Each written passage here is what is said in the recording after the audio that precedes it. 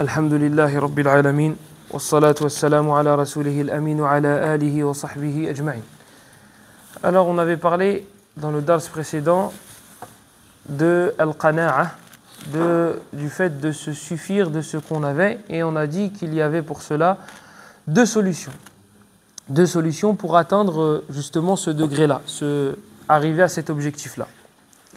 قلنا السبب الأول الذي سيوصلنا إلى هذه المرتبة وهي القناعة، وهي مرتبة شريفة، أن ننظر إلى من هو أسفل منا، وهذه وصية نبينا صلى الله عليه وسلم. وأما عن السبب الثاني فهو أن تحرم على نفسك أشياء أحلها الله لك، ولكن تحرمها على نفسك في مدة، وقد تكون هذه عبادة. فمثلا الصيام تحرم على نفسك الأكل إذا صمت على وجه التطوع. إذا صمت حرمت على نفسك الأكل متعمدا، وهذا سيشعرك بالنعم التي بين يديك. وثانيا عليكم السلام سيوصلك هذا إلى درجة القناعة إذا استمررت على هذه الحال. Donc la première solution, le premier remède, le premier chemin à entreprendre pour pouvoir arriver à al-qana'a, c'est le fait de regarder ceux qui sont en dessous, dans les bienfaits. Et ça, on l'avait détaillé la dernière fois, et on avait dit que c'était le conseil de notre prophète sallallahu alayhi wa alihi wa sallam. La deuxième solution, la deuxième option, le deuxième remède, le deuxième médicament, c'est le fait de se priver de certaines choses qu'Allah t'a rendu halal. On ne parle pas du haram. Le haram, normalement, tu ne le touches pas. Mais t'interdire certaines choses qu'Allah t'a rendu halal. D'accord ? Et dans certains cas, tu pourras même en faire une adoration. Mathalan, le fait de jeûner. Jeûner de manière surérogatoire. Tu vas t'interdire de manger et de boire et d'avoir des rapports avec ton épouse durant un moment, et ce sera une adoration. Tu vas t'interdire quelque chose qui t'était halal pour adorer Allah et pour te rendre compte de ce bienfait-là qui est... Regardez, pendant Ramadan, qu'est-ce qu'on se dit ? Enfin, qu'est-ce qu'on se dit, nous les gros, pas tout le monde. Qu'est-ce qu'on se dit ? On se dit, ouais, j'ai de la chance, tout le restant de l'année, je peux manger comme je veux. C'est ce qu'on se dit. Eh bien là, si tu jeûnes de manière surérogatoire, donc là ce ne sera pas obligatoire, tu vas te rendre compte de ce bienfait de manière plus apparente. Maintenant, si toi tu n'as pas le courage de jeûner 2 jours dans la semaine, jeûne 1 jour. Essaye le lundi. Le prophète sallallahu alayhi wa sallam, il dit que c'est le jour durant lequel il est né. Hein, c'est comme ça qu'on fête l'anniversaire du prophète. Alayhi salam. Lui, il a dit lundi, lorsqu'il jeûnait le jour du lundi, il disait c'est un jour durant lequel je suis né. Ben voilà. Il te dit comment il fêtait son anniversaire, alayhi salam. Donc jeûne tous les lundis, comme ça tu vas fêter c'est comme ça que tu vas fêter son anniversaire, alayhi salam. Il n'y aura pas besoin de cadeaux ou de friandises ou un maoulid, je ne sais pas quoi, et des anachides, et on appelle les gens, et on fait des fêtes, et on ramène les hommes et les femmes dans la même pièce, et on fait.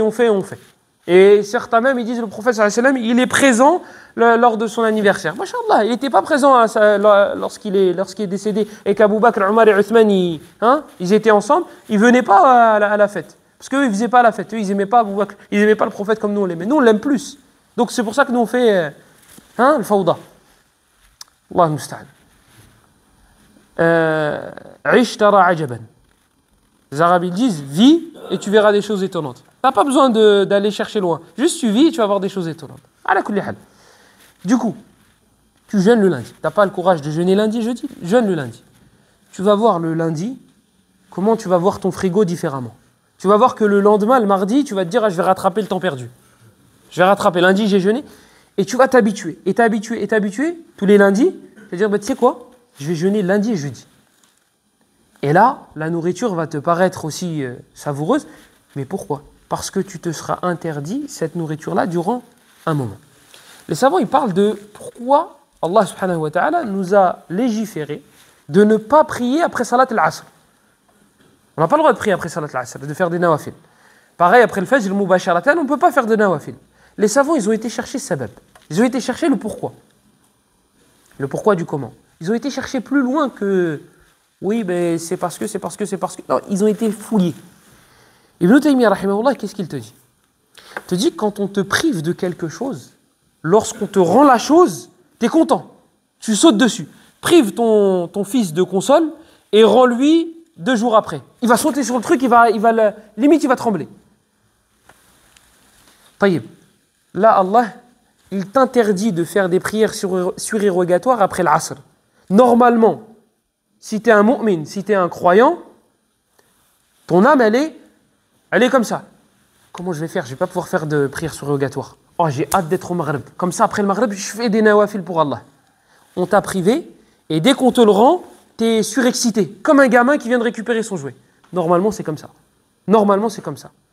Eh bien là, tu vas t'interdire des choses qu'Allah t'a rendu halal, et ça va t'ouvrir les yeux sur la réalité de ce bienfait-là. Quand on te l'enlève et qu'on te le rend. Donc toi, tu vas jeûner le lundi. Tu t'es habitué, tu vas jeûner lundi et jeudi. Tu t'es habitué, tu jeûnes un jour sur 2. Et là, c'est le top. Ça, c'est le jeûne de qui? Daoud alayhi salam. Et il n'y a pas meilleur. Daoud alayhi salam, il jeûnait un jour sur 2. Toi, tu vas tellement habituer ton âme, puisque ton âme va finir par s'habituer, que tu vas pouvoir jeûner un jour sur 2. Et crois-moi, le sur 2, là, le 2e jour, tu vas profiter. Mais pourquoi tu vas profiter? Parce que tu te seras interdit ce bienfait durant un petit moment. Regardez, moi, je vais vous donner un exemple tout bête.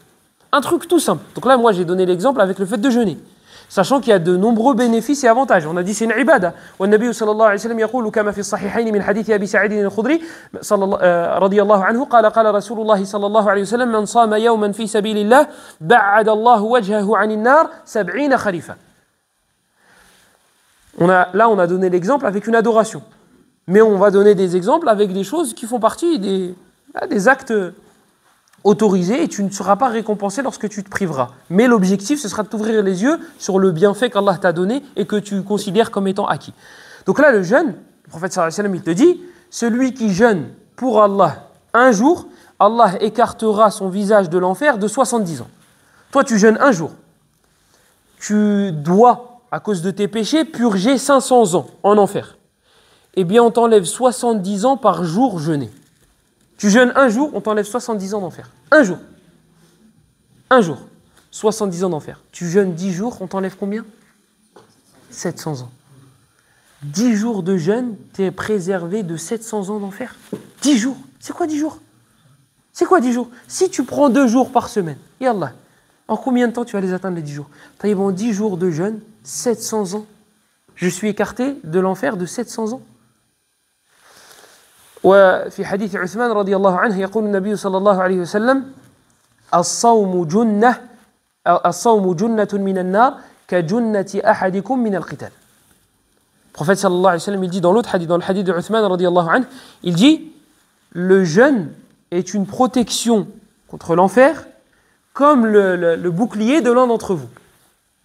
Ici, il y a une petite parenthèse, junna, tout ce qui est en arabe, avec le jim et la lettre nun, indiquera quelque chose de caché.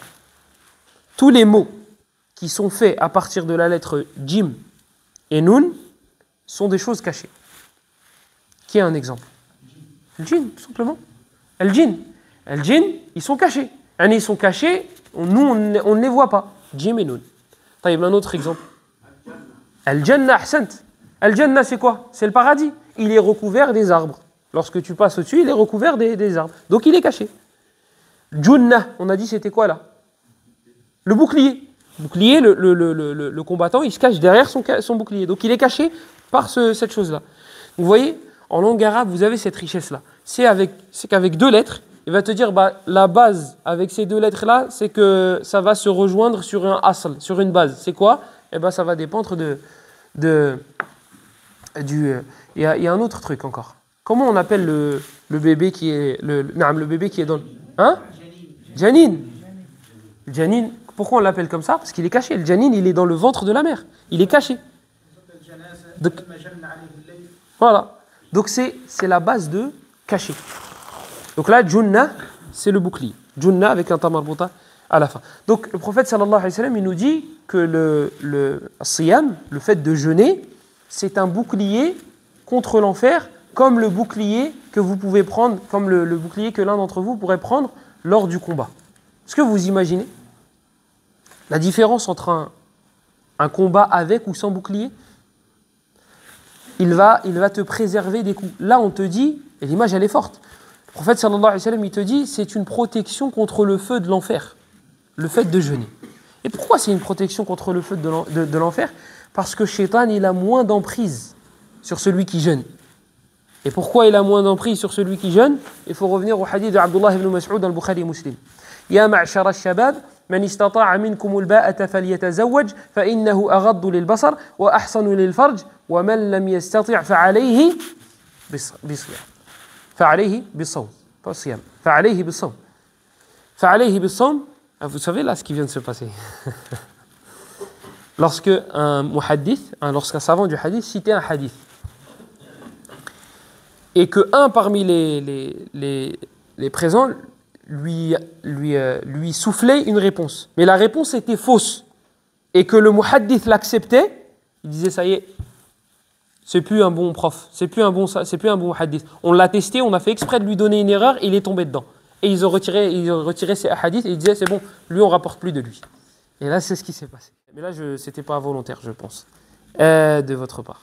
Le prophète sallallahu alayhi wa sallam, il dit, celui parmi vous, man istata'a minkumul ba'ata falyatazawwaj, celui parmi vous qui peut jeûner, qu'il le fasse. Celui parmi vous qui peut se marier, qu'il le fasse. Fa innahu aghaddu lil basar, car il est plus propice pour baisser le regard, il aide à baisser le regard et à préserver sa chasteté.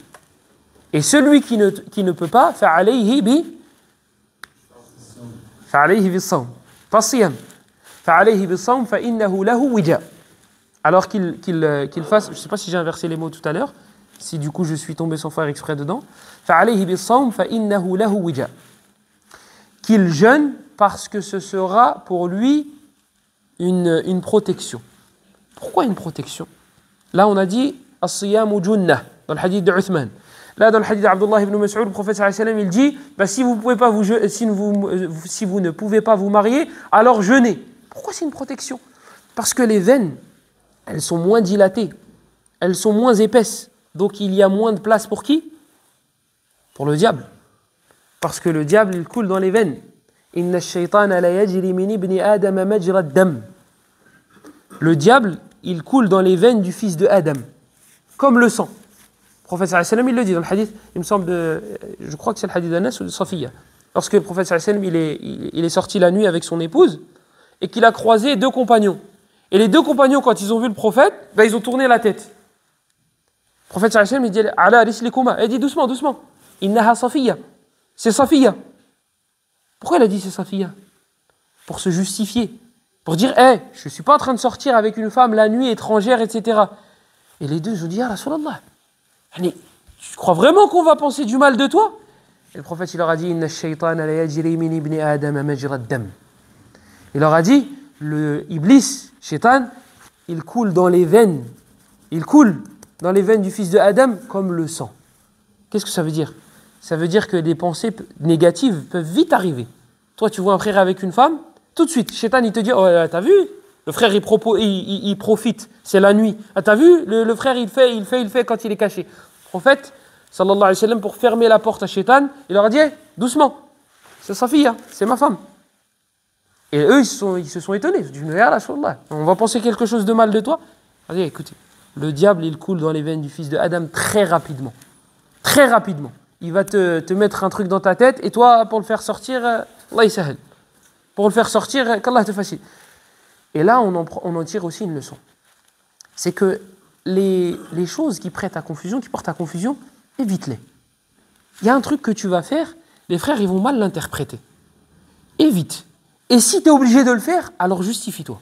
Dis pas, je m'en fous de ce qu'ils disent les gens. Je m'en fous de ce qu'ils pensent les gens. Oui, je suis d'accord avec toi, à 2000% même. Et je suis très bien placé pour dire cette phrase-là. Mais pas tout le temps.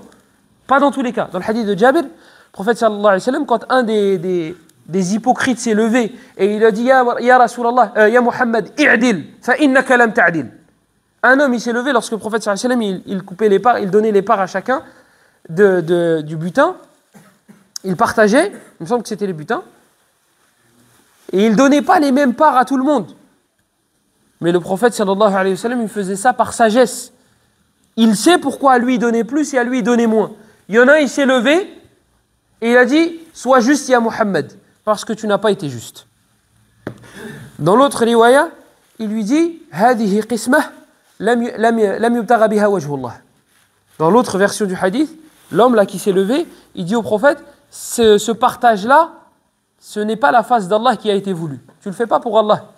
Tu le fais pour satisfaire les gens. » Il dit ça à qui là? Il parle à qui? Il parle au prophète sallallahu alayhi wa sallam. Taïb, Omar, il se lève et il lui dit « Laisse-moi couper la tête. Laisse-moi séparer sa tête de son corps. » Il a dit « Laisse-moi couper la tête de cet hypocrite. » Regardez, c'est ici le shahid. Voilà pourquoi j'ai cité le hadith. Le prophète sallallahu alayhi wa sallam aurait pu dire c'est un munafiq, fais-le. قال لا يتحدث الناس أن محمدا يقتل أصحابه. هذا ليس من أصحاب رسول الله صلى الله عليه وسلم. ومع ذلك النبي صلى الله عليه وسلم يراعي ذلك لأن الذي يمر على النبي صلى الله عليه وسلم ويراه يقتل أحدا ينتمي إليهم ماذا سيقول الناس؟ سيقولون محمد يقتل أصحابه. فرعاية لهذا نهاه النبي صلى الله عليه وسلم عن قتل هذا الرجل. L'homme là en question, c'est pas un compagnon du prophète. C'est pas un compagnon du prophète. Il dit au prophète, sois juste. Ça sous-entend quoi? Il n'y a même pas de sous-entendu, c'est clair. C'est que le prophète n'a pas été juste. Dans l'autre version, il lui dit clairement, cette qisma, ce partage n'est pas la face d'Allah qui a été voulu. Il lui dit explicitement, tu fais pas les choses correctement. Omar, il lui dit, laisse-moi faire le travail. Laisse-moi m'occuper de lui. Le prophète, il lui dit non. Il lui dit, je ne veux pas que les gens disent que Mohammed tue ses compagnons. Mais c'est lui là, ce gars-là. En vrai, c'est pas un compagnon. Et d'ailleurs, beaucoup de savants disent que les Khawarij, bon, ils sont sortis de lui, mais beaucoup de savants disent certains savants, disent que les Khawarij ne font pas partie des musulmans. Ceux qui, Daesh, etc. Il y a certains savants, Ibn Hajar dans Fath al-Bari, il cite la divergence et il dit que certains savants ont dit que ce n'étaient même pas des musulmans. Donc c'est lourd quand même, surtout un gars qui dit au prophète sallallahu alayhi wa sallam ce genre de phrase. Mais le prophète a empêché Omar de tuer cet homme-là. Pourquoi? Pour ne pas que les gens disent Mohammed tue ses compagnons. La réputation.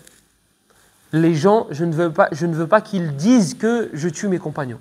Donc oui, on s'en fiche de ce que les gens disent, mais pas tout le temps. Il y a certaines limites à avoir. Dans la limite du raisonnable. Oui, je suis d'accord. Mais il y a des choses qu'il faut éviter de faire. Il y a des choses, c'est toi le fautif, tu n'avais qu'à pas faire. Le prophète sallallahu alayhi wa sallam, une fois, il s'est levé après la salade directement. Et ce n'était pas dans ses habitudes de se lever directement. Il restait assis. Et un jour, il s'est levé directement. Et après, il est revenu. Et il a expliqué aux compagnons pourquoi il s'est levé directement. Pourquoi il a expliqué? Parce qu'il n'a pas l'habitude de faire ça. Donc là, il va se justifier, il va dire voilà, moi j'ai fait ça parce que j'avais de la zakat qui était chez moi et je ne voulais pas que ça reste chez moi, donc j'ai été la donner rapidement. Il a été donné, il me semble que c'était des dates. Donc, on s'en fiche de ce que les gens disent, oui et non. Parfois oui et parfois non, et ça a besoin d'une certaine jurisprudence.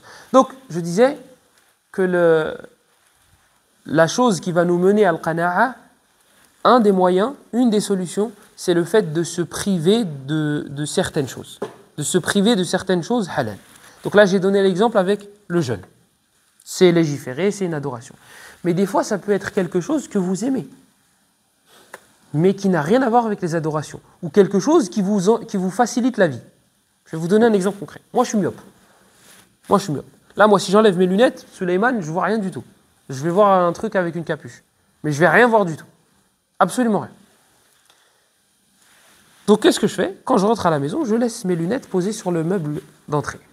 Et je reste comme ça 20, 30, 40 minutes. Et je galère à regarder des choses qui peuvent vous paraître simples. Et après, je vais récupérer mes lunettes. Et quand je récupère mes lunettes, je me dis « Waouh !» C'est la vie en couleur. Je découvre la vie. Et je fais ça à chaque fois. Donc ça peut être quelque chose de très simple, mais qui, à vous, dans votre vie de tous les jours, vous facilite votre vie. Tu te l'interdis et après, tu le récupères. Et tu vois, tu te dis « Ah ouais, mais en fait, la vie, elle est beaucoup plus... » Les ablutions. Toi, t'es comme moi, tu mets le truc tout à gauche, je bête le truc, et tu laisses couler, jusqu'à ce que ce soit bien chaud, et après, bismillah, et tu fais tes ablutions. Hein? Taïb. Essaye, tu t'imposes ça, un jour dans la semaine, tu fais tes ablutions qu'avec de l'eau froide. Qu'avec de l'eau froide. Et en plus, c'est très bénéfique pour le corps. Ala kulli hal. Laissons ça. Nous, on veut juste éduquer nos âmes. Un jour dans la semaine, tu te dis, moi, je fais avec de l'eau froide. Ou bien, mieux qu'un jour dans la semaine. Une salade. Une salade par jour. Donc, tu te dis, Dhuhr, par exemple. Non, le Fajr. Le Fajr, c'est mieux le Fajr. Le Fajr, tu viens de te réveiller, c'est hala. Le Fajr, tu mets l'eau, tu mets le truc tout à droite. Et tu te dis, bismillah. Moi, je fais mes ablutions tous les matins avec le Fajr. Tu vas me maudire les prochains jours, vous allez penser à moi et vous allez me dire, pourquoi j'ai... Tu allumes et tu fais qu'avec l'eau froide. Et ba'd al-Dhuhr, al-Asr, tu fais avec ce que tu veux. Mais tu vas te rendre compte du bienfait de l'eau chaude. Ce truc-là qu'on considère comme acquis. Pour nous, c'est normal. Tu tournes à gauche, il y a de l'eau chaude. C'est normal, il n'y a pas de... Non, c'est pas normal. Non, c'est pas normal. Va au bled, tu fais tes ablutions, tu mets l'eau juste... Tu commences tes ablutions, tu mets l'eau dans ta bouche. Mais wesh, c'est pas de l'eau, ça. Le goût, tu recraches direct. Tu recraches direct. Là, l'eau, sa fille, elle est propre, elle est. Bon, elle n'est pas si propre que ça, on a appris dernièrement. Mais, le goût, il n'est pas... C'est pas dégueulasse. Donc, mets-toi, impose-toi des défis comme ça. Tu as des choses que tu aimes dans ta vie de tous les jours, interdis-toi ces choses-là. Ibn al-Qayyim, rahimahullah, une fois, il allait pour manger un plat, et Ibn Taymiyyah, il l'a vu. Il lui a dit, ça, c'est pas pour les gens comme toi. Et le plat, il est halal. Il n'y a pas de problème là-dessus. Mais tu devrais pas. Ibn al-Qayyim, il a dit, j'ai pas mangé. Pourquoi tu devrais pas? Toi, tu as un certain statut, toi, tu as une certaine place. Toi, tu n'es pas n'importe qui, toi, tu n'es pas monsieur tout le monde. Toi, tu ne devrais pas te faire autant plaisir. Et ça, c'est un niveau qui est haut. Ça, pour quelqu'un qui a l'habitude de faire le haram et qui font ça à fond, à 200 à l'heure, il va dire, oh, mais vas-y, moi, j'ai du mal avec les interdits. D'accord, toi, réessaye d'éviter les interdits, on ne parle pas avec toi. Mais toi qui veux évoluer, essaye de t'interdire certaines choses qu'Allah t'a rendues halal. Ah, regardez, j'ai un autre exemple. Et cet exemple-là, il est chaud aussi. On aime tous dormir. Il n'y en a pas un qui dit « j'aime pas dormir ». Ceux qui disent « j'aime pas dormir », c'est nos enfants. Mais ils ne se rendent pas compte de la chance qu'ils ont. Tu lui dis « va faire la sieste », il dit « non ». Et il court partout, et tu l'attrapes, et tu le chopes, et tu le jettes dans le lit, et tu te retournes, et il est à côté de toi, il a sauté, il a fait le truc. Tu dis « mais comment il a fait ?» C'est eux qui n'aiment pas dormir. Vous et moi, c'est nos moments préférés. « Harrim ala nafsika sa'atin min an-nawm » Interdis-toi des heures de sommeil. Jarrib, essaye. Enlève 1 heure. Tu dors 6 heures, dors 5 heures. Tu dors 5 heures, dors 4 heures.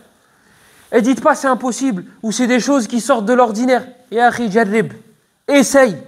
Essaye 1 mois, 2 mois, 3 mois et après viens et dis-moi c'est impossible. Mais t'essayes pas. Moi, c'est les personnes que je préfère. Je leur dis écoute, akhi, essaye ce truc-là. Mais c'est impossible. T'as essayé? Non. T'as déjà essayé? Non.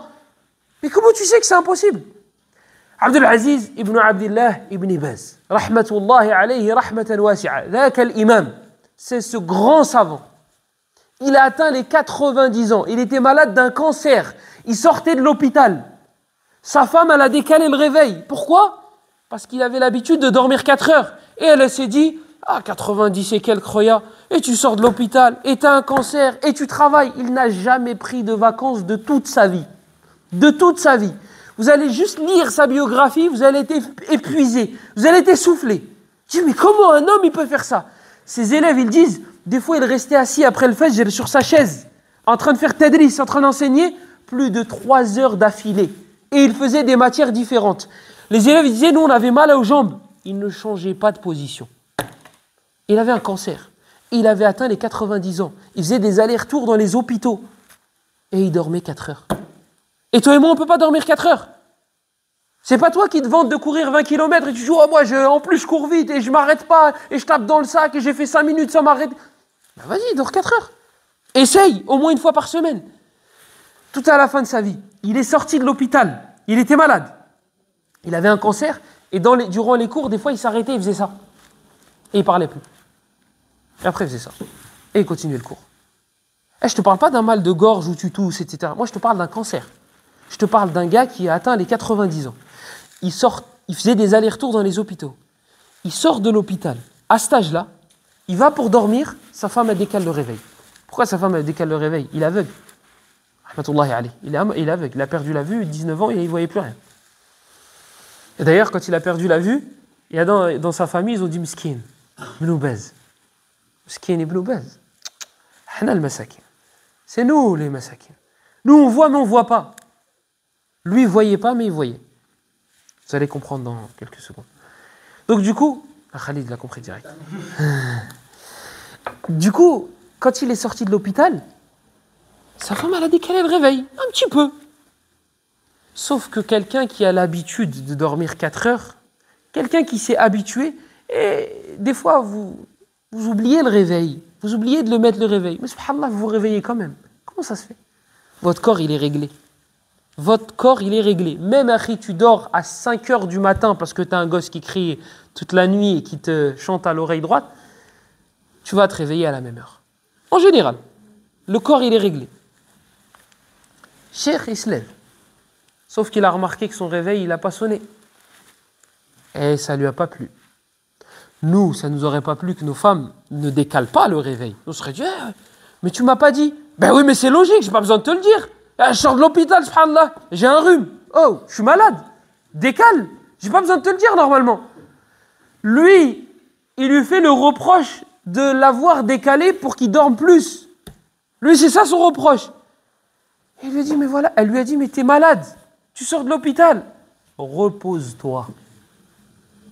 Il lui a dit, le repos, c'est pas ici. Ar-raha, laysat haouna. Il a dit, le repos, c'est pas ici. Le repos, c'est pas ici. Et il a raison. Le repos, c'est pas ici. Le repos, c'est pas ici. Mais on parle de quoi, là? On parle pas d'un gars, il a dormi 6 heures, il se réveille fatigué, et il a envie de prendre des vacances, on lui dit, oh non, mais le repos, c'est pas ici. On parle d'un gars qui sort de l'hôpital, qui avait atteint les 90 ans, et qui dormait 4 heures par nuit. Et 4 heures par nuit, c'était pas pour Issalli al-Fajr. C'est pas pour Issalli al-Fajr là qui dormait 4 heures. C'est pour faire Qiyam al-Layl. Parce que pour lui, c'est normal. De faire Qiyam al-Layl, pour lui, c'est logique. Comme l'imam Ahmed, rahimahullah. Quand il y a un étudiant du hadith, sharaf, an tadrusa hadith Rasulillahi sallallahu alayhi wa sallam, hada sharafun lak. أنت من ورثة نبيك صلى الله عليه وسلم كما كان يقول الشافعي رحمه الله إذا رأيت أصحاب الحديث فكأني رأيت أصحاب رسول الله صلى الله عليه وعلى آله وسلم وهم حماة الدين. L'imam Ahmed rahimahullah, lorsqu'il a vu un étudiant dans le hadith dormir chez lui, il était étonné. Pourquoi il était étonné? Faut savoir que les étudiants, particulièrement de la science du hadith, ce sont ceux qui défendent la religion d'Allah. Ils sont en train de défendre le prophète, sallallahu alayhi wa sallam. Ils sont en train de dire, ça c'est authentique, ça ne l'est pas. Votre prophète, il a dit ça, et ça il ne l'a pas dit. Il est en train de défendre le din. Ce gars-là, c'est un mujahid. Ce gars-là, c'est un combattant. Mais tu ne te rends pas compte. Et Ibn al-Qayyim, rahimahullah, il te dit que ces gens-là, ces gens qui défendent la sunna du prophète, sallallahu alayhi wa sallam, ils sont au-dessus des martyrs. On te dit les martyrs, leurs péchés vont être pardonnés, ils auront des houris, ils en auront je ne sais pas combien. Ibn al-Qayyim, il te dit, celui qui défend la sunna du prophète sallallahu alayhi wa sallam, il est au-dessus de ces gens-là. Il est au-dessus. C'est un djihad. C'est un combat qui dure des années. De défendre la sunna du prophète, de la mémoriser, de la réviser, de la comprendre, de rechercher. C'est authentique, c'est faible, c'est Hassan, etc., etc., etc., etc. C'est un djihad, c'est un combat de toute une vie. Amma al-jihad bis-suyuf huwa sabru sa'a. Quant au fait de combattre dans le sentier d'Allah avec l'épée, c'est la patience durant quelques temps. Pourquoi? Tu prends ton courage à deux mains, et c'est une histoire de quelques secondes, ou quelques minutes, ou quelques heures, ou quelques jours, et après tu meurs. Et t'es mort dans le sentier d'Allah. Ibn al-Qayyim, il te dit, lorsque tu combats avec la science, c'est le combat de toute une vie. Là, on parle d'Ibn Baz, et on pourrait parler d'autres savants. Durant combien de temps ils se sont battus pour défendre la religion? Durant combien de temps ils ont appris? Ils apprennent le Coran, ils n'ont même pas 15 ans. Et ils font le tadris, ils enseignent jusqu'à la fin de leur vie, 80, 90 ans. Ils se battent toute leur vie et ils défendent. Et leur honneur est piétiné et il est sali et ils sont là debout et ils défendent la religion d'Allah. Et regardez, aujourd'hui on parle de ce gars-là qui est mort en 1999 en Arabie, et on est en France, dans un des pays les plus racistes que la planète ait connu, au fin fond du 95. Si ça, ce n'est pas une élévation, si ça, ce n'est pas une rifa, si ça, ce n'est pas la concrétisation de la parole d'Allah, yarfa'illahu alladhina amanu minkum walladhina utul ilm darajat. Si ça, ce n'est pas la réalité de la parole d'Allah, il élève parmi vous ceux qui ont la foi et ceux qui ont reçu la science en degrés. Ce n'est pas les gens qui élèvent. Kullu alladhi fawqa turab turab. Tout ce qui est sur la terre, c'est de la terre. Ce n'est pas les gens qui élèvent. Si un gars, il te dit, toi, tu vaux rien, ya akhi, ça ne veut pas dire que tu ne vaux rien. Parce que celui qui t'a dit que tu valais rien, il ne vaut rien. Peut-être même que ce n'est pas son domaine. Lui, il est boulanger. Et il te dit, toi, tu n'as pas de science. Tu n'as pas de science dans quoi? Bah, dans la religion. Mais akhi, toi, la Fatiha, ta'u fiha. Toi, la Fatiha, tu hésites dedans. Toi, la Fatiha, on peut trouver des fautes. C'est comme un imam. Ils m'ont raconté, il faisait surat al-Ikhlas. Comme la sunna le veut. Il y a un compagnon qui faisait surat al-Ikhlas souvent. Et un imam, il faisait surat al-Ikhlas. Et c'est ici, c'est en France. Il faisait surat al-Ikhlas souvent. Et il y en a un, il est venu, et il a pris son imbécilité à deux mains, pas son courage à deux mains, c'est pas du courage. Il a pris la main de son shaitan et il s'est dit, on va aller voir l'imam et on va lui dire, arrête de faire la Qul huwallahu ahad. Pourquoi tu le fais à chaque fois? Là, l'imam, il lui dit, écoute, c'est une sunna. Et voilà, il y a le hadith. Il lui dit, ouais, mais c'est trop, toujours Qul huwallahu ahad, toujours. Il lui a dit, récite-la. Il l'a récité. Il lui a dit, Akhi, tu as fait plus de 4 fautes. Tu as fait plus de 4 fautes, alors que je la récite tous les jours. Tu as fait plus de 4 fautes. Voilà, on est en face de quoi? On est en face de personnes qui jugent des a'imma, que ce soit fidèle, que ce soit bureau, que ce soit... C'est pas ton domaine, Yahri. Reste à ta place. Reste à ta place. Fais ton travail. Vends des baguettes. Répare les voitures. Mais reste à ta place. Reste à ta place parce que si l'imam, il décide d'activer le bouton de « je t'humilie », il va t'humilier. Et ça va faire mal. Ça va faire très mal. Parce qu'on va te poser des questions dans des choses basiques. Dans des choses... Et tu n'y répondras pas. Et tu n'y répondras pas. Et si tu pousses, on va pousser. Dans Surat Al-Baqarah, Banu Israël, Allah il leur a ordonné quoi? Égorger une vache. Khalas, égorger une vache. Qu'est-ce qu'ils ont dit? Quelle couleur? Ah, cherchez les problèmes? Eh bien, vous allez les trouver. Jaune. Ya Allah, Allah il va trouver une vache jaune. On va continuer. Et Allah, plus ils ont voulu rendre la tâche difficile, plus Allah il a rendu la tâche difficile. Eh bien, si tu te frottes et tu veux rendre la tâche difficile, on va te rendre la tâche difficile. Et on va aller loin. Et on va t'emmener dans des eaux profondes. Et on va te poser des questions et on va te mettre des doutes dans tes ablutions. Dans tes ablutions que tu fais. On va te mettre des doutes. Si tu frottes, si tu viens et tu te frottes, on va te montrer qu'il y a des gens qui sont formés, qu'il y a des gens qui ont étudié, et que sur terre, il n'y a pas que des ignorants. Et on va te prouver que chacun doit rester à sa place, Khoya. Que si toi, tu es boulanger, tu ne pourras pas corriger l'imam. Toi, tu resteras à ta place. Toi, quand tu es derrière, tu peux dire « Ouais, il a fait ça, il a fait ça, il a fait ça ». Mais quand tu viens devant et on te met à côté, et on te dit « Assis-toi », c'est quoi shurut salah? Hein? Il y en a un qui est venu se frotter. Oh, il y en a plusieurs. Il m'a dit, il a essayé, il a cherché, et il m'a trouvé. Je lui ai dit, c'est quoi shurut salah? C'est quoi les conditions de la prière? Il m'a dit la prière. Je dis d'accord. Je lui ai dit, donc les conditions de la prière, c'est faire la prière. Il me dit oui. Je suis d'accord. Je lui ai dit, combien de salat dans le Coran? Il me dit, 100 et quelques. Je suis d'accord. Et je me suis levé, je suis rentré chez moi. Ça vaut pas la peine de perdre son temps. Là, on est dans... Au moins, quand il y a un petit peu de clash, il y a un petit peu de débat, ça vaut le coup. Mais là, 100 et quelques, les conditions de la prière, d'accord, si tu veux. Si tu veux. Et après, ils vont dire dans le dos, ouais, il fuit le débat. Non, je ne fuis pas le débat, je fuis la perte de temps. Je fuis la perte de temps. Après, si tu me dis, il y a 100 et quelques sourates dans le Coran, et tu me dis, parmi les conditions de la prière, après, je n'ai que faire de... Ah non, c'est pas drôle. C'est pas drôle. T'imagines, toi, ça fait 25 ans que tu fais de la boxe. Toi, tu t'es battu contre les grandes personnes, les grandes personnalités.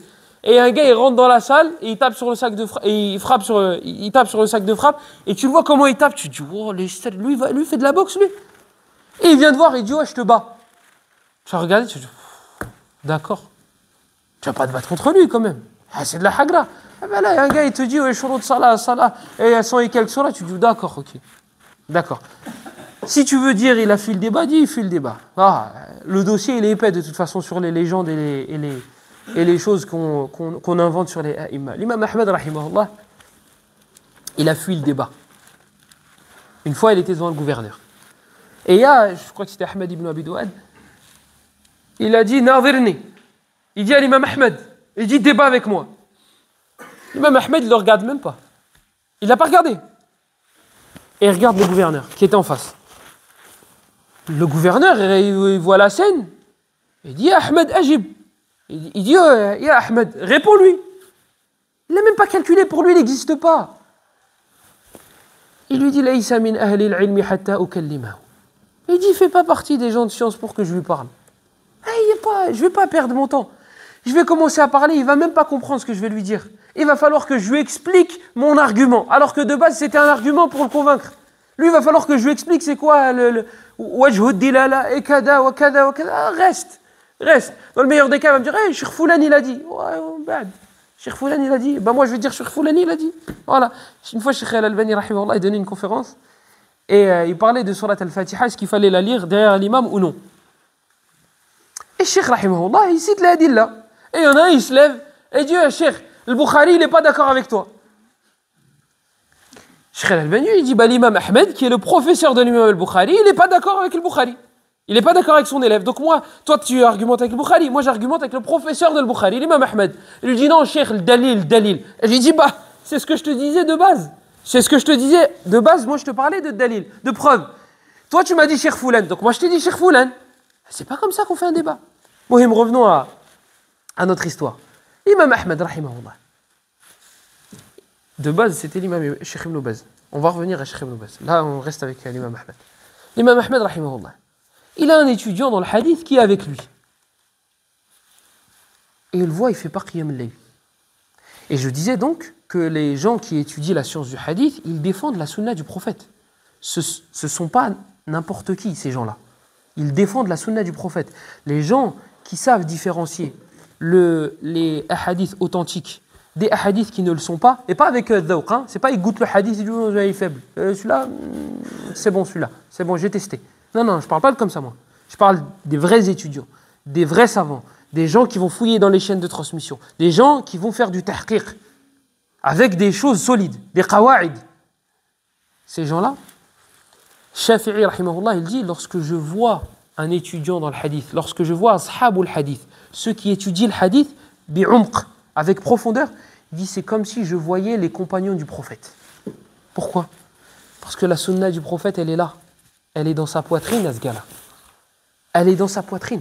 C'est pas monsieur tout le monde. Lui, c'est pas n'importe qui. Donc il dit, c'est comme si je voyais les compagnons du prophète. Lui, la sunna du prophète, sallallahu alayhi wa sallam, elle est dans sa poitrine. Toi, quand tu es ébahi et tu es impressionné devant un gars qui est capable de débloquer des ordinateurs, de te réparer une voiture et de te faire un plat succulent en 5 minutes, bah là, tu es en face d'un gars, tu lui poses une question, il a une panoplie d'informations, c'est un ordinateur. Il va trier les hadiths et les versets qu'il a, il va les réunir pour t'en faire une chose magnifique et il va t'en faire un résumé. Tu vas lui poser une question sur un hadith, il va fouiller dans sa mémoire en 3 secondes, 10 secondes, 15 secondes, tous les hadiths qu'il a en tête. Je ne connais pas ce hadith-là, mais ça me fait penser à 3 hadiths. Le premier, il est dans le recueil de l'imam Muslim. Le deuxième, il est là-bas. Un ordinateur, une machine. Et ce gars-là, il dort avec la sunna du prophète et il se réveille avec. Lui, peut-être même qu'il voit en rêve ce qu'il a étudié la journée, tellement il y pense, tellement il est amoureux des livres, tellement il est amoureux de la science. Et ces gens-là, c'est les moins respectés malheureusement dans les mosquées. Ces gens-là, ce sont ceux qu'on respecte le moins. Ouais, on lui donne 2000 et quelques. Ah, il devrait s'estimer heureux. Hein. S'estimer heureux. Mais pourquoi tu dis pas ça quand tu vas voir le médecin? Tu prends une consultation, tu prends Bonjour monsieur, tu vois, tu te mets en position, etc. Tu l'appelles en visio, tu prends via car, etc. Bonjour, j'ai mal à la gorge, etc. Ouais, d'accord. Il te regarde même pas, il te calcule même pas. Ouais, d'accord. Un arrêt maladie, s'il vous plaît, monsieur. D'accord. Limite votre Altesse. Ouais, ben voilà, tu vas prendre ça. Tiens, je l'ai envoyé en PDF. Allez, bonsoir. 1 minute 30 la consultation. 25 balles. Là, tu te dis pas, mais il se prend pour qui, lui 25 €, là, il a pris 3 minutes et il a un client juste après, il se refait 25 et... Là, tu te dis pas, il a pris de l'argent. Mais l'imam, tu vois, il le paye beaucoup. Ouah, ça, l'architecte, quand il vient, il te fait le plan, etc., il te fait le truc en 2 secondes, il te fait un beau plan, etc. Tiens, allez, 5 000 €. Oui, d'accord, monsieur, je vous fais en chèque ou je peux payer en plusieurs fois. Tu négocies pas. Tu négocies pas. Mais l'imam, non, mais t'as vu, c'est abusé, t'as vu, il fait ça. Ah. Comme je vous ai dit une fois, les gens les plus respectés chez les juifs, les rabbins. Les gens les plus respectés chez les chrétiens, les prêtres. Les gens les moins respectés chez les musulmans, l'imam. C'est la cible de tout le monde. Il a fait trop long, il a fait trop court. Il s'habille en noir, il vient en ça. Et il est trop payé. Et pourquoi il est jeune? Pourquoi il est vieux? Pourquoi il récite ça? Pourquoi il n'a pas récité ça? Pourquoi il a fait tel khutbah? Pourquoi il a fait sur tel sujet? Pourquoi il a fait 20 minutes? Pourquoi il n'a pas fait 15? Pourquoi il a fait 20? Pourquoi il n'a pas fait 30? C'est la cible de tout le monde. La cible de tout le monde. Voilà pourquoi on est en bas. Voilà pourquoi on est en bas. Parce que ce poste-là, tout le monde le fuit. Tout le monde le fuit. Moi, je connais des hufad, et vous les connaissez. Je connais des hufad ici, qui travaillent à l'aéroport, qui travaillent à l'usine, qui travaillent à la CNCF, qui travaillent... C'est des hufad, des gens qui connaissent le Coran. Et quand tu leur dis, tu ne veux pas faire imam, dis jamais de la vie. Jamais de la vie. Vous voulez savoir pourquoi? Venez, je vais vous faire un résumé, vous allez être surpris de ce qui se passe réellement pour les aïma et comment ils sont traités. Mais là, alaykoum, c'est pas grave. Parce que l'imam et les gens qui étudient, ils ne cherchent pas la reconnaissance des gens. Si l'imam il cherche la reconnaissance des gens, il y a un problème. C'est pas ça qu'il cherche. Lui, il est avec Allah. Lui, quand il rentre à la maison, il est avec le prophète et ses compagnons. Comme ils ont dit à Abdullah ibn Mubarak. Ils ont dit, viens t'asseoir avec nous. Viens discuter un peu avec nous. Il a dit, non, moi je vais m'asseoir avec les compagnons du prophète. Il a dit, Abeka Jounoun, t'as été atteint de folie, t'es devenu fou. Comment les compagnons ils sont morts? Qu'est-ce que tu leur racontes, je vais m'asseoir avec les compagnons? Il a dit, ben moi quand j'ouvre les livres, je suis avec les compagnons. Moi c'est comme si j'étais assis avec eux. Il dit, quand je m'assois avec vous, vous faites la médisance, vous parlez sur les gens. Et c'est ce qui se passe. Donc l'imam, c'est pas grave. Lui, sa science, elle est avec lui. Comme il disait l'imam Ibn Hazm, rahimahullah. Ilmi ma'i haythuma yammamtu yatba'uni. علمي معي حيثما يممت ينفعني قلبي وعاء له لا بطن صندوقي هذا الشافعي c'est pas ابن حزم ça c'est الشافعي qui disait ça إن كنت في السوق كان العلم في السوق إن كنت في البيت كان العلم فيه معي أو كنت في السوق كان العلم في السوق ça c'est الشافعي ابن حزم il disait autre chose il disait فإن تحرق القرطاس لا تحرق الذي تضمنه القرطاس بل هو في صدري يسير معي حيث استقلت ركائبي وينزل إن أنزل ويدفن في قبري دعوني من إحراق رق وكاغد وقولوا بعلم كي يرى الناس من يدري وإلا فعودوا إلى المكاتب بدءة فكم دون ما تبغون لله من ستري. C'est pas grave qu'il n'y ait pas de reconnaissance, que les gens ne soient pas satisfaits, c'est pas grave. La personne qui a de la science, son trésor, il est là-dedans. Son trésor, il est dans sa poitrine. Il est avec Allah. Il est avec le prophète. Il est avec les anges qui abaissent leurs ailes pour lui. وَإِنَّ الْمَلَائِكَةَ لَتَضَعُ أَجْنِحَتَهَا رِضًا لِطَالِبِ الْعِلْمِ. Les créatures les plus nobles mettent leurs ailes par terre pour que l'étudiant en sciences puisse marcher dessus. Des créatures pures, des créatures propres, des créatures qui ne font aucun péché, abaissent leurs ailes pour les gens qui étudient la science. On continue. وإن الحيتان لا تستغفر لمعلم الناس الخير.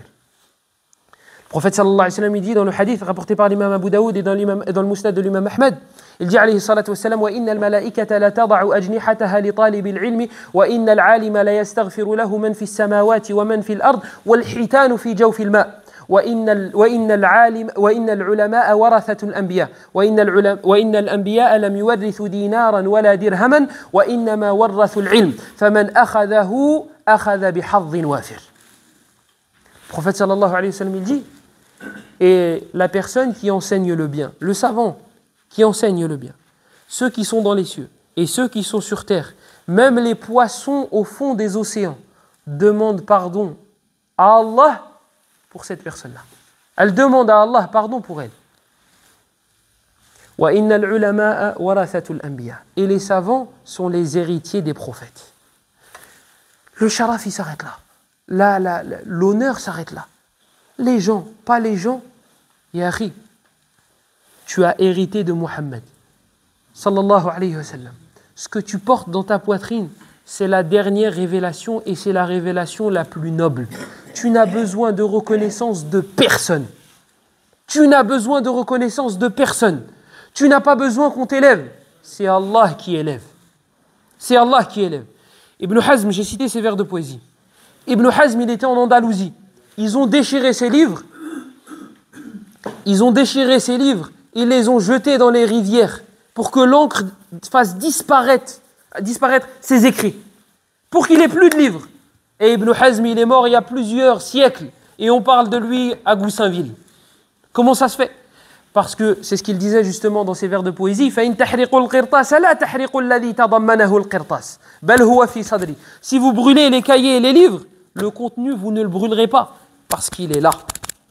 Et c'est ce qui s'est passé. Ibn Hazm, il a réécrit ses livres. Et aujourd'hui, on a les livres d'Ibn Hazm. Et on profite de la science d'Ibn Hazm. Pourquoi? Alors que les gens l'ont piétiné et l'ont écrasé. Parce qu'Allah subhanahu wa ta'ala, nahsabuhu kadhalik, il a décidé de l'élever. Les gens, ils ont décidé de l'écraser. Mais Allah, il en a décidé autrement. Et donc, on parle d'Ibn Hazm jusqu'à maintenant. Un autre, Shafi'i rahimahullah. Shafi'i, c'est un des a'imma des madahib. Shafi'i al-hajj, barakallahu fik, al-hajj, barakallahu fik. Shafi'i rahimahullah, en Égypte, lorsqu'il a pris la science de l'imam Malik, le madhab de l'imam Malik, il était très répandu. Donc tu ne peux pas dire Malik il s'est trompé. Mais Shafi'i, c'est un savant. Et c'est son élève, il a le droit de dire, écoute, moi je vois qu'il s'est trompé. Les gens ne le laissaient pas dire ça. Et il l'a dit. Et qu'est-ce qu'ils ont fait? Ashhab ibn Abd al-Aziz, ahadu ulama al-Malikiyya wa ahadu fuhulihim, kana yad'u bil maut ala al-Shafi'i fi sujudihi. Les savants malikites, certains d'entre eux, alhamdoulilah, pas tous, ils ont voulu se débarrasser de Shafi'i. Pourquoi? Parce que Shafi'i parle trop.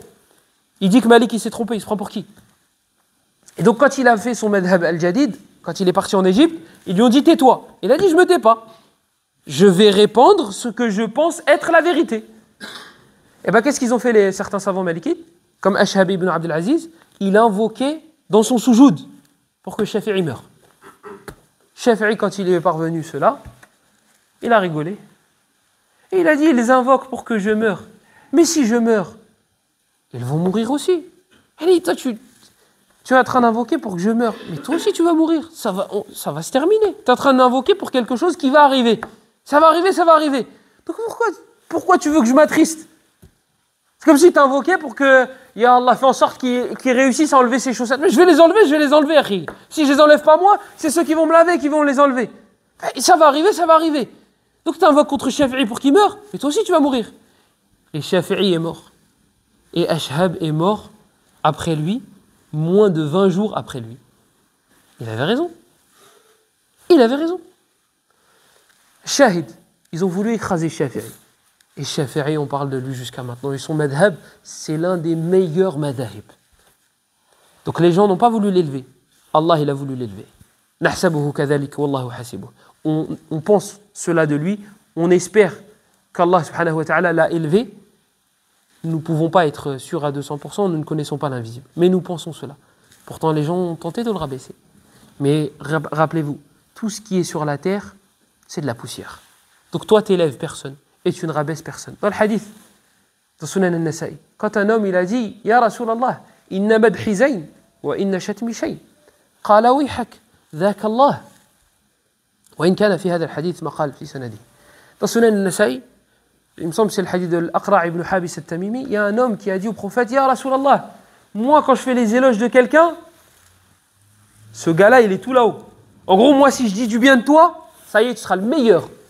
Et si moi je dis du mal de toi, tu seras tout en bas. Le prophète il lui a dit malheur à toi, ça c'est Allah. C'est Allah qui fait. Si Allah il dit lui il est bien, et personne ne pourra le rabaisser. Si Allah il dit lui il est mauvais, il sera mauvais et personne ne pourra l'élever. Personne ne pourra l'élever. Donc, retenez cette chose-là. Vous qui vous dirigez vers l'apprentissage, vous qui vous dirigez vers les mosquées, vous qui n'attendez de reconnaissance de la part de personne.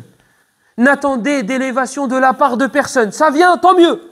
Ça vient pas, tant pis. Les gens n'élèvent personne. Les gens ne rabaissent personne. Khudouha qa'ida. Prenez cette règle-là. Ils n'élèvent personne. Et puis quand tu médites et tu réfléchis sur la critique, sur la personne qui a critiqué, quand tu médites sur la personne, allez, si c'est El Fawzan qui vient te voir et qui te dit « Akhi, t'as pas de science ». Ah là, je te le dis, et remets-toi en question, Akhi. Mais quand c'est un gars qui travaille dans une société, ça n'a rien à voir avec le dîn. Ni de loin, ni de près. Et il connaît deux, trois choses. Il sait qu'Abou Bakr, c'est lui qui est, voilà, et Omar, il est venu après, Uthman, le quatrième, c'est Ali, je crois. Voilà. Quand c'est un gars comme ça, qui te dit, toi, t'as pas de science, ou toi, t'es bien, ou toi, t'es bof, ou toi, t'es pas mal, limite, je prends pour une insulte. Limite, toi, tu fais des éloges. Ah, je me dis, un problème, là, je dois me remettre en question. Quand c'est ce genre de personnes qui critiquent, ah, tu vois, tu te dis, ouais, d'accord. T'as combien déjà? 20 hizb, c'est ça, toi? Non, 5. Ah! Bah d'accord, Inch'Allah, on se voit plus tard. Si t'avais 20 hizb, tu serais au tiers du gars que tu viens de critiquer. Au tiers! Il en a 60. Si t'étais à 20, tu serais au tiers. Et tu parles et t'as même pas 20. Et dans les 5 que t'as, tu les comprends même pas. On te dit, Samad, c'est quoi? Ben, c'est un nom d'Allah. Mais ça veut dire quoi? Alhamdulillahi Rabbil Alamin. Alhamd, c'est quoi? Louange. Ah, laisse-moi tranquille avec ta traduction. Je veux le sharh. Je veux pas aller à la traduction, je veux l'explication. Tu le dis 17 fois par jour. Ça veut dire quoi, Alhamdulillahi Rabbil Alamin? C'est quoi l'alamoun ici, là? Qu'est-ce qui est voulu par monde? Me dis pas oui, bah, ça veut dire univers. Ah oui, ça veut dire quoi, univers? C'est quoi? Mal maqsoud min dalik. Pourquoi il a dit an'amta alayhim, et quand il est arrivé au ghadab, il a dit ghayril maghdubi alayhim à la forme passive. Pourquoi il a dit ça? Quand tu parles à des personnes, quand tu as des critiques de la part de personnes qui ne peuvent même pas répondre à ça, ou bien qui te disent c'est quoi les conditions de la prière? C'est la prière. Ya akhi, continue et ne te retourne pas. Ne prends même pas la peine de te retourner et de dire t'as dit quoi? Continue. Continue, ne te retourne même pas. Ça, c'est des personnes, ils vont juste te faire perdre du temps. Donc avance et dis-toi que c'est Allah qui élève. Lorsque tu apprends pour qu'Allah t'élève. Les gens t'élèvent, te respectent, tant mieux. Ils ne te respectent pas, tant pis. Ce n'est pas pour ça que tu apprends. Ce n'est pas pour ça que tu apprends. Toi, ta niya, c'est pour Allah. Le reste, ya'ti taba'an. Ça vient. Ça vient pas, eh ben tant pis. Tant pis, c'est pas le hadaf, c'est pas l'objectif. L'imam Ahmed, rahimahullah. Et après, on revient chez Ibn Baz. L'imam Ahmed, rahimahullah, il a un étudiant dans la science du hadith qui vient dormir chez lui. Sauf qu'il a remarqué quelque chose. Il a vu qu'il ne s'était pas levé pour faire qiyam al-layl, pour faire la prière de la nuit.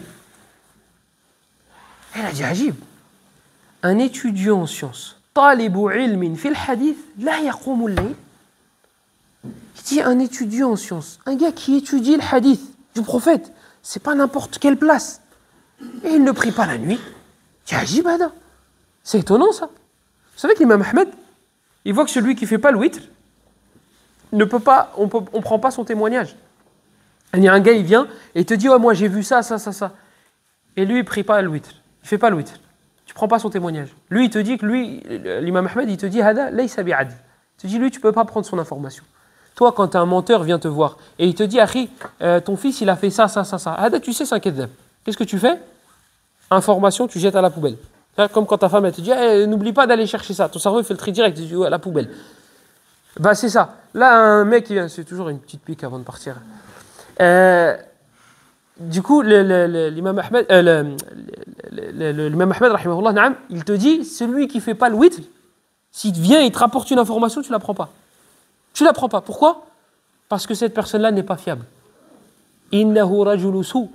Il dit, c'est une mauvaise personne. Le gars qui ne fait pas le witr. Le gars qui ne fait pas le witr. On ne te parle pas de le-fajr, al-dhuhr, al-asr, al-maghrib et al-isha. Il te parle de le witr. Sachant que chez l'imam Ahmed, le witr n'est pas obligatoire. Mais il te dit, un gars qui délaisse tout le temps le witr, c'est pas une bonne personne. Donc s'il vient, il te dit, Akhi, j'ai vu ça, ça, ça, ça, il s'est passé ça. D'accord. Oui, d'accord, ouais. Mais tu prends pas l'info. Là, toi, tu es un étudiant dans le hadith, tu viens étudier la chose la plus noble. Il n'y a rien de plus noble que d'apprendre et d'enseigner. Rien. Et tu fais pas qiyam al-layl. Donc l'imam Ahmed, il ta'ajjab. Il s'est étonné. Une fois, il y a un gars, il est venu voir l'imam Ahmed, un étudiant. Et il voulait une tazkiya de l'imam Ahmed. Il voulait que l'imam Ahmed écrive Foulan, c'est un bon. Tu vois? Tu vas voir Cheikh Al-Fawzan, tu dis, tu peux écrire, s'il te plaît? Je m'appelle Sofiane. Et tu dis, Sofiane, il est fort dans le fiqh. Cheikh Al-Fawzan, il va dire, vas-y, rentre chez toi. Va. Et bien, l'imam Ahmed, un gars, il est venu le voir, un étudiant dans le hadith, il dit, tu peux écrire tazkiya. Parce que si tu as une tazkiya de l'imam Ahmed, tu passes partout. T'imagines, tu vas voir les gens, Cheikh Fawzan, il a dit que j'étais bien, j'étais fort. C'est une tazkiya qui est forte. Taïb l'imam Ahmed, un étudiant dans le hadith, il va le voir. Je lui dis, est-ce que tu peux écrire que je suis un bon? L'imam Ahmed, il écrit. Il écrit une tazkiya, donc il écrit une éloge pour que le gars l'apprenne, cette éloge-là, et aille voir les autres savants et disent, voilà, tu vois, regarde, l'imam Ahmed, il m'a validé. Donc l'imam Ahmed, il écrit, Ya'ti ilayka rajulun yuhibbu al-hadith. Va venir à toi un homme qui aime le hadith. Non. L'étudiant, il a dit, non, Akhi. Lui, Akhi, je suis en ouf. Tu dis, Akhi, à l'imam Ahmed, il y a un problème. C'est la fatigue. Il lui dit, imam, écris sahibu hadith. Je ne sais plus s'il lui a dit, il a écrit muhibbu al-hadith ou bien il a écrit rajulun yatlubu al-hadith. En gros, il a écrit une phrase, l'imam Ahmed, un homme va venir à toi qui aime le hadith. Ou bien voilà, un gars qui étudie un peu le hadith. Une phrase comme ça. Là, il me dit, non, s'il te plaît, tu peux écrire sahibu hadith. Est-ce que tu peux lui écrire? Est-ce que tu peux mettre que je suis un gars qui est sahibu hadith? Sahib. C'est quoi sahib? Quand tu dis que le tel, c'est le compagnon de tel, tu utilises le terme sahib. Là, le gars, il dit à l'imam Ahmed, écris que je suis un sahibu hadith. En gros, le hadith, il coule en moi, là, dans mes veines. Moi, je suis un sahibu hadith. L'imam Ahmed, il lui a dit non. قال صاحب الحديث عندنا من يعمل بالحديث. Il lui dit, chez nous, celui qui est sahibu hadith, c'est celui qui œuvre avec le hadith. C'est pas حدثنا فلان وفلان وفلان وفلان وحدثنا فلان وفلان par cœur comme un ordinateur. Ou qui j'ai tatbiq, ouais mais akhi, il y a une divergence, c'est obligatoire ou pas le witr. Ouais mais t'as vu akhi, déjà j'ai étudié, je réponds à la science, déjà c'est le plus grand des djihad. Non akhi, normalement toi t'es au premier rang. Toi t'es au premier rang normalement. Normalement la yasbiquka ahadun ila Allah. Normalement toi personne te devance. Personne te devance lorsqu'il s'agit de l'adoration. Pourquoi? Parce que justement, tu as de la science. C'est pas j'ai de la science donc je recule. Non, tu as de la science donc avance. Normalement, c'est ça. Donc il lui a dit, chez nous, sahibul hadith, c'est celui qui œuvre avec le hadith. Et un frère, une fois, on était chez un cheikh mauritanien, et pareil, il essayait de lui tirer une tazkiya de la bouche. Il essayait de lui tirer un... Moi, je suis un gars bien. Donc il dit, cheikh, à ton avis, moi, je suis un gars de la sunna ou pas? On aime bien, nous, cette phrase-là. Moi, je suis un gars de la sunna ou pas? Moi, je suis sur le minhaj ou pas? Tu dis oui, c'est bon. Tu dis non, ben, c'est pas bon. Mais c'est pas aussi facile que ça. Si c'était juste des dirayat, c'est trop facile. Si c'était que, bah oui ou non, ben, c'est trop... Tu veux aller au paradis? Oui. Ben, c'est bon, tu peux rentrer. Voilà. Et tu veux pas? Non, bah c'est bon, tu rentres pas. C'est pas que des prétentions, c'est pas qu'avec la langue. il y a l'amal qui vient. كما قال أيوب السختياني رحمه الله الكلام اليوم أكثر والعلم فيما تقدم أكثر. Il dit aujourd'hui vous parlez plus. Il a dit mais avant la science était plus présente. Vous parlez dans le vent. Nous. Il dit mais avant la science elle était plus présente, mais il parlait moins. Qu'est-ce que je disais juste avant? L'imam Ahmed, Mauritanien, barakallahu fik. Le frère, il dit au cheikh, il dit, à ton avis, moi je suis un gars de la sunna ou pas?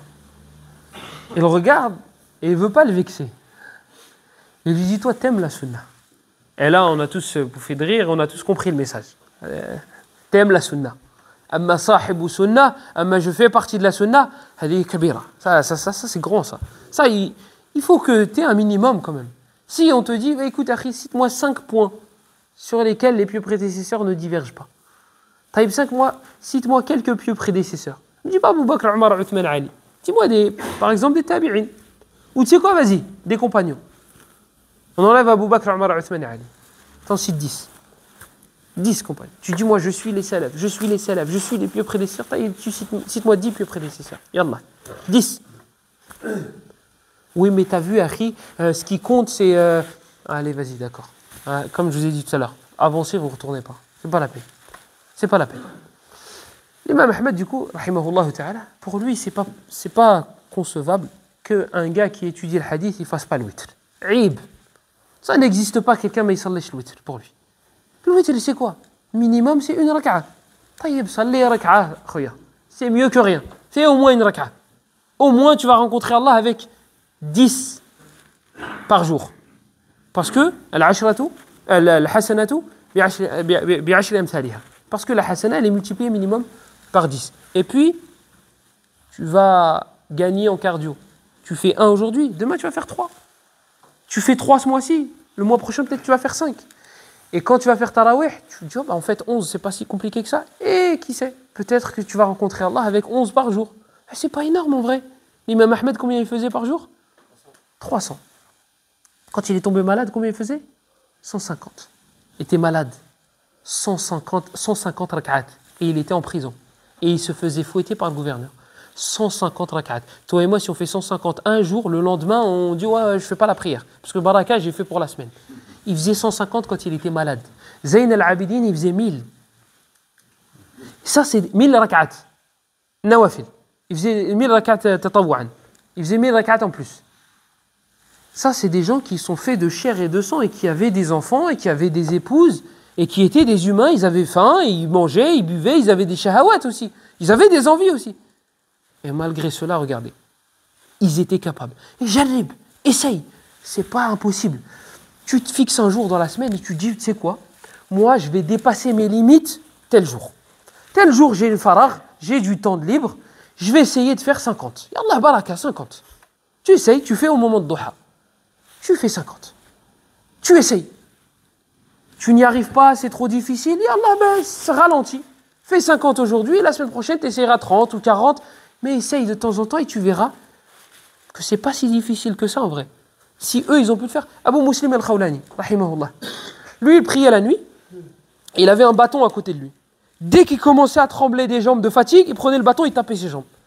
Et il disait, les compagnons du prophète ne vont pas nous devancer. Vous allez rester réveillés, et on va rester debout. Et quand la fatigue atteignait vraiment le summum, eh ben, il se jetait dans le bahr, il se jetait dans la mer. Vous voyez un gars au milieu de la nuit, il se jette dans la mer comme ça, et il revient et il s'allait. C'est des humains. Eux aussi, ils avaient une famille, ils avaient une shahwa, ils avaient des envies et ils avaient des occupations. Et malgré cela, ils ont pu faire ça. Ya akhi, s'ils ont pu le faire, tu peux le faire. S'ils ont pu le faire, tu peux le faire. Jarrib, juste essaye. Essaye. Essaye une fois par semaine. Tu te dis aujourd'hui, je vais faire le barnamaj de l'imam Ahmed. Je vais faire. L'imam Ahmed, t'as vu tout ce qu'il a fait dans sa vie? 300 rak'at, etc. Lui, il faisait ça tout le temps. Essaye un jour. T'essayes un jour, tu te lances un défi. Tu te dis, moi, je vais le faire. Un jour. Pour voir ce que ça donne. Allah, au moins, j'aurais essayé. Tu veux pas l'imam Ahmed? Bah, fais l'imam Ahmed version malade. 150. Et si tu es incapable de faire l'imam Ahmed version malade, eh ben, pose-toi des questions, mon frère. Pose-toi des questions.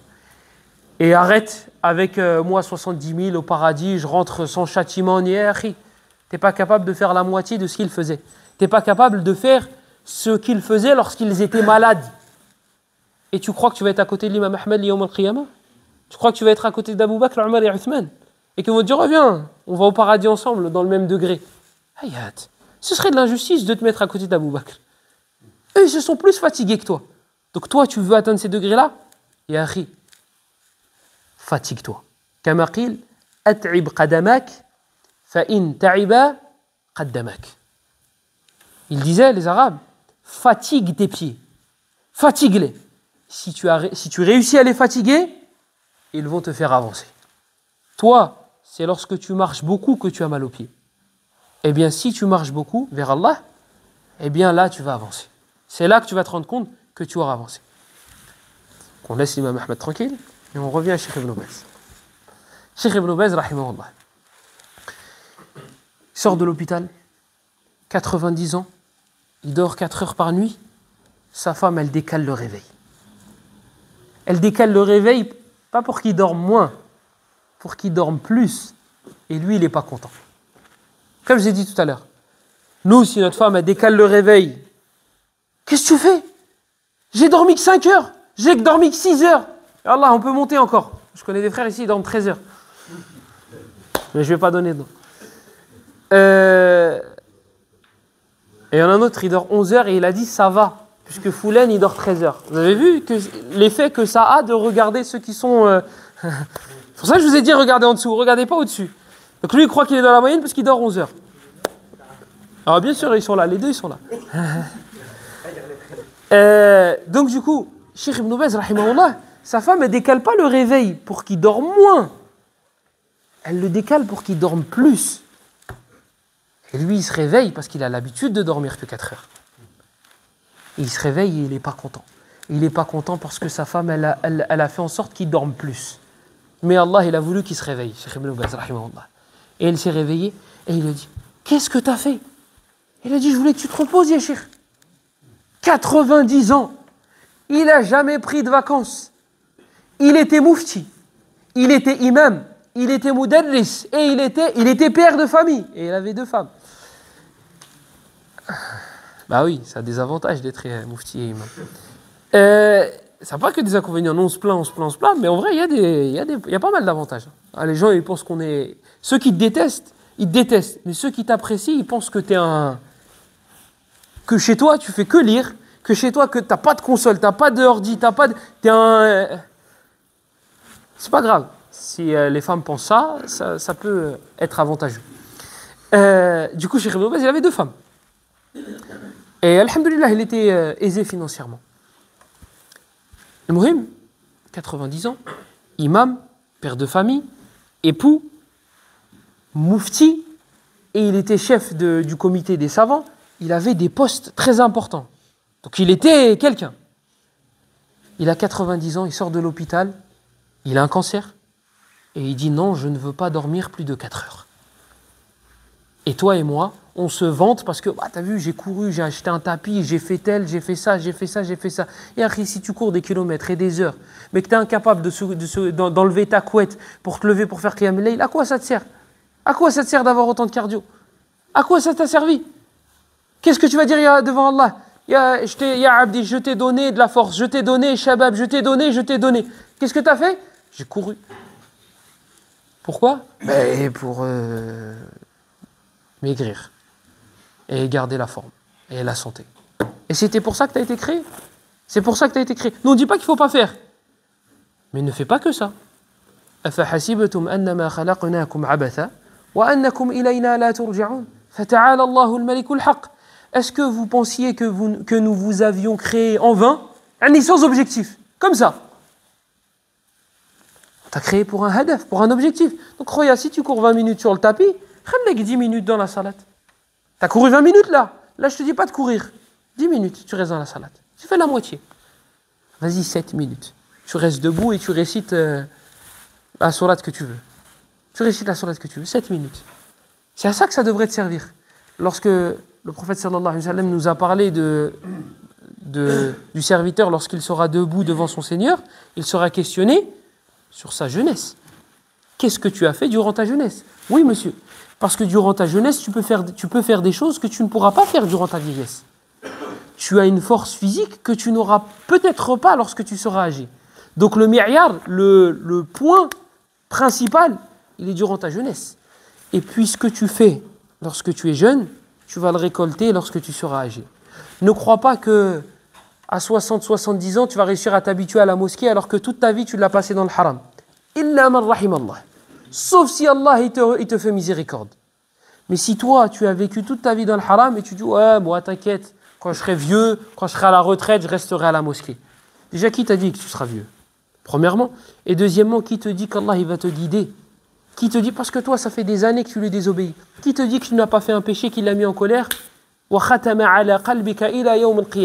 peut-être qu'il a scellé ton cœur jusqu'au jour de la résurrection. Donc toi, tu dois t'habituer maintenant. Tu dois t'habituer maintenant à l'adoration. Et lorsque tu vas prendre de l'âge, là ton corps il se sera habitué aux adorations et ça deviendra facile. Et si tu es incapable de faire les adorations que tu faisais durant ta jeunesse, eh bien par miséricorde d'Allah, il va t'écrire ce que tu faisais lorsque tu étais en bonne santé. Le hadith est sahih. Le hadith est dans le Bukhari Muslim. Donc, c'est là où tout se joue. Et lorsque vous fouillez dans les compagnons du prophète sallallahu alayhi wa sallam, la plupart étaient jeunes et ils faisaient des sacrifices immenses. Ils faisaient des sacrifices énormes. Donc, Cheikh Ibn Baz, rahimahullah, donc, il n'était pas content parce qu'elle a décalé le réveil. Et quand elle lui a dit, Cheikh, moi je voulais que tu te reposes, il lui a dit, le repos, c'est pas ici. Le repos, c'est pas ici. Ici, on se fatigue. Et si on arrive à se fatiguer ici, dans l'adoration d'Allah, alors on récoltera les fruits plus tard. Cheikh Ibn Baz, rahimahullah, il est décédé. La tante de Cheikh Abdel Karim al-Khudayri. Abdel Karim al-Khudayri fait partie des savants d'Arabie. Sa tante, elle était mariée avec Cheikh Ibn Baz. Et elle raconte, elle dit, Cheikh, il s'est levé au milieu de la nuit. Et il tient son ventre. Subhanallah, alhamdulillah, Allahu akbar. Subhanallah, alhamdulillah, Allahu akbar. Subhanallah, alhamdulillah, Allahu akbar. Et il s'allonge et il redort. Et il se lève au milieu de la nuit, il tient son ventre. Subhanallah, alhamdulillah, Allahu akbar. Subhanallah, alhamdulillah, Allahu akbar. Subhanallah, alhamdulillah, Allahu akbar. Et il se rallonge. Elle dit à un moment, il se lève et il dirige sa tête vers la porte. Kana a'ma. Il est aveugle, Cheikh Ibn Baz. Donc il regarde vers la porte, il ne regarde pas vers la porte. Et là c'est noir, là c'est noir, là c'est noir. Mais il regarde vers la porte. C'est son épouse qui raconte. Elle dit et il se met à rigoler. Il se met à rigoler et Cheikh il n'a pas l'habitude de rigoler fort. Cheikh il n'a pas l'habitude de rigoler fort. Il rigole et il dit La ilaha illallah Muhammadun Rasulullah et son âme elle sort. Et il cite le verset, le cheikh qui raconte Dahikatum mustabshira. Le verset qui, dans Surat Abasa, le jour où ils riront, mais parce qu'on leur annoncera des bonnes nouvelles. À ton avis, pourquoi ils regardaient vers la porte? Puisque là c'est noir et là c'est noir. Pourquoi ils regardent par là et ils rigolent? Un de ses élèves, il dit qu'il l'a vu en rêve après sa mort. Il a vu Cheikh Ibn Uthaymin en rêve. Et Cheikh Ibn Uthaymin, c'est l'élève de Cheikh Ibn Baz. L'élève, il raconte, il dit, je vois Cheikh Ibn Uthaymin, et je lui dis, ah Cheikh, ma fa'ala Allahu bik? Qu'est-ce qu'Allah il a fait de toi? Là, on parle de l'élève d'Ibn Baz, de Cheikh Ibn Uthaymin. Il dit, qu'est-ce qu'Allah il a fait de toi? Il dit, il m'a fait rentrer au paradis, et il m'a fait. Et je lui dis, taïb ya Cheikh, il est où Ibn Baz? قال الفوق فوق. Il a dit, il est là-haut. Il a dit, il est là-haut, Cheikh Ibn Baz. Il est là-haut. Il n'y a pas de secret, Yari. Il n'y a pas de secret. Entreprends le même chemin qu'eux. Tu arriveras à la même destination qu'eux. C'est aussi simple que ça. Cheikh Ibn Baz, j'ai un raqi une fois. Il faisait ruqya à quelqu'un et le djinn, il a parlé. Le raqi, il lui a dit au djinn, il lui dit, va posséder Ibn Baz. Hada, le djinn qui parle à travers hadak l'humain, il commence à trembler. Ben Baz. Il dit, qu'est-ce qu'il y a? Il lui a dit, kullu qabaïl il djinn ta'rifu Ibn Baz. ولا نستطيع أن نقترب منه ولا نراه بل نرى نورا. هذاك le djinn il parle, le shaitan. Il dit Ibn Baz, Ibn Baz, Ibn Baz, Ibn Baz. Il dit toutes les tribus, tous les villages des djinns connaissent Ibn Baz. On le connaît tous. On ne peut pas s'approcher de lui. Ibn Baz, va voir, tape Ibn Baz. Il est tout maigre, toute petite barbe. Et tu vois son vêtement, il est mis d'une manière, tu vois, tu dis miskin, l'anta miskin. C'est nous les masakin. Comment il ne peut pas l'approcher? Alaqatuhu ma'a rabbih. C'est parce qu'il avait un lien avec son Seigneur. Il dit, on pouvait même pas le djinn, il dit, on peut même pas s'approcher de lui. Toi, tu me dis d'aller le posséder. Il dit, tous les villages des djinns connaissent Ibn Baz. Et on ne le voit pas, on voit une lumière. هذا والله أعلم وصلى الله وسلم وبارك على نبينا محمد وعلى آله وصحبه أجمعين. سبحانك اللهم وبحمدك أشهد أن لا إله إلا أنت نستغفرك ونتوب إليك وبارك الله فيكم.